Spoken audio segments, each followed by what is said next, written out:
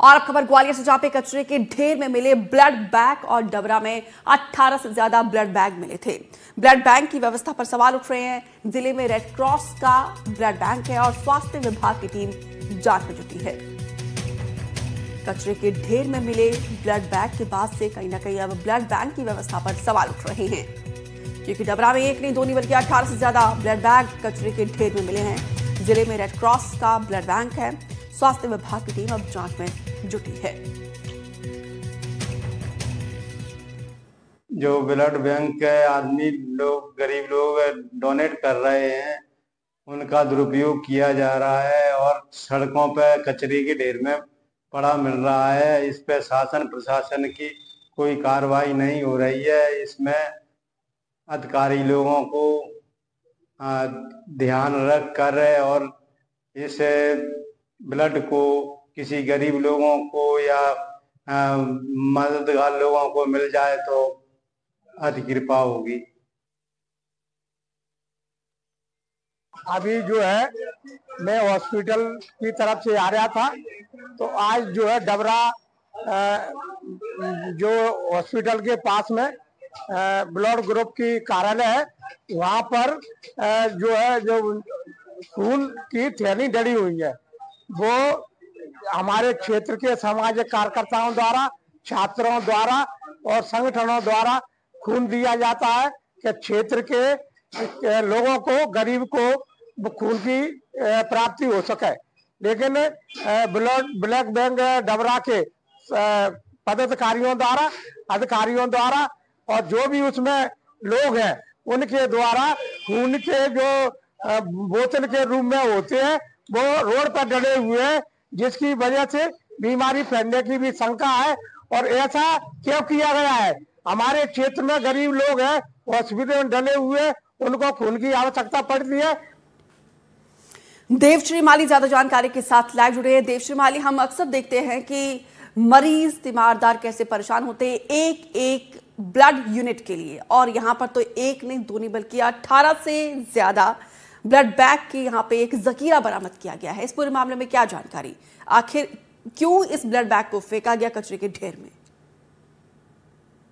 बिल्कुल, देखिए, खून जो है, रक्त जो है, ब्लड समस्या बनी रहती है और हर जगह खास तौर पर आपको लोग मिलेंगे, अस्पतालों में ब्लड के लिए भटकते हुए लोग मिलते हैं।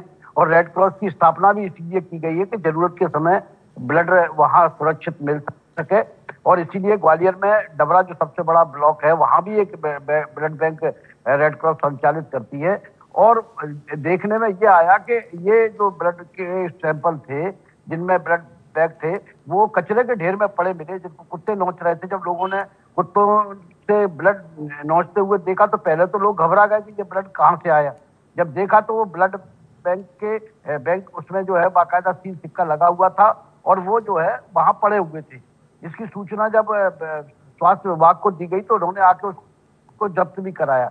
अब सबसे बड़ी सवाल यही है कि कितनी मेहनत मशक्कत के बाद, कितनी जागरूकता अभियान चलाए जाने के बाद, इतने सारे शिविर लगाए जाने के बाद ब्लड मिलता है, और अगर 18 यूनिट, 20 यूनिट या 15 यूनिट ब्लड ऐसे बर्बाद हो जाता है तो ये एक बहुत गंभीर सवाल भी है और आंदोलन को भी ठंडा करता है कि लोग रक्तदान करने के लिए आएंगे क्यों फिर। सबसे बड़ी बात यही है। हालांकि अभी अनऑफिशियली कोई नहीं बोल रहा है, लेकिन अनऑफिशियली रेड क्रॉस के लोग बोल रहे हैं कि वो एक्सपायर हो गया था इसलिए हमने फेंका है। सवाल ये है कि एक्सपायर हो क्यों गया था? अगर वो एक्सपायर होने की तारीखों में था, उससे पहले तो ग्वालियर के जिला अस्पताल भेजा जा सकता था। ग्वालियर के जो है रेड क्रॉस के बड़े रेड क्रॉस की बैंक में भेजा जा सकता था। आखिर वहां डाल के उन्होंने रखा ही क्यों? ये एक बड़ा सवाल हो गया है। हालांकि इसमें अभी कलेक्टर ने जांच शुरू कर दी है और देख रहे हैं कि किसकी लापरवाही है, किसकी गलती है। लेकिन इस तरह की चीजों से एक बड़े पुनीत कार्य में अवरोध पैदा होता है, लोगों का भरोसा खत्म होता है।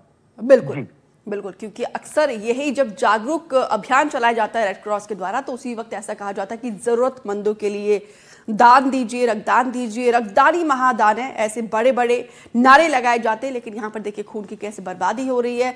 अब इस पूरे मामले में रेड क्रॉस के साथ साथ स्वास्थ्य विभाग जो है जांच के दायरे को आगे बढ़ा रहा है। शुरुआती जांच में क्या चीजें निकलकर सामने आ रही है?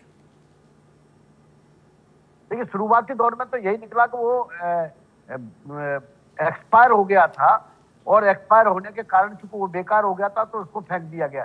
देखिए, बायो वेस्ट को खत्म भी करना होता है तो उसका भी अपना एक तरीका होता है, क्योंकि इससे तमाम सारी बीमारियां फैल सकती हैं, लोग इसका दुरुपयोग भी कर सकते हैं। तो इस तरह से उसको फेंका जाना इस कारण से भी उचित नहीं था। और दूसरा, उसको मैंने कहा ना कि आपको 40 किलोमीटर दूर ग्वालियर है, जिला अस्पताल है, वहां से 20-25 किलोमीटर दतिया का हॉस्पिटल है, वहां रेड क्रॉस की बैंक है, तो इनको ब्लड बैंक में भेजकर कम से कम ये जरूरतमंद लोगों तक पहुंचता, उनकी जान, कई लोगों की जान बचती, कई लोगों की बीमारी में उसका मदद साबित होती, तो कुछ बच सकता था। लेकिन इतनी लापरवाही पूर्ण रवैया जो ब्लड बैंक के लोगों ने अपनाया, जिसको किसी भी तरीके से क्षमा कहा जा सकता है, किसी क्षमा नहीं किया जा सकता है। क्योंकि एक तो लोगों का ब्लड जो लोगों ने दिया, उन्होंने बड़ी अच्छी मंशा से दिया कि किसी की जिंदगी के काम आएगा, और दूसरा, इन्होंने इतनी लापरवाही पूर्वक इसको फेंक दिया जैसे इसकी कोई कीमत ही नहीं है।